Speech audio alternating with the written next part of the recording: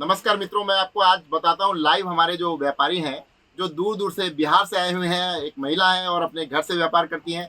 हमारे लिए बहुत ही गर्व की बात है कि हमारे जो कस्टमर्स हैं, हमारे देश की महिलाएं आगे बढ़ रही हैं और अपने घर से व्यापार कर रही हैं। आइए मैं आपको बताता हूँ उनका खुद का एक्सपीरियंस।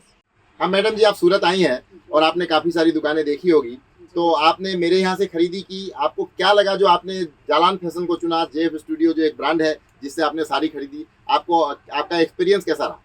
सर, और जगह हम देखे, और जगह की अपेक्षा आपकी दुकान में आपके व्यवहार से लेके जितना इसका मतलब रेट है, सब कुछ हमको सही लगा, इसीलिए आपके दुकान से हम खरीदे। बहुत अच्छी बात है।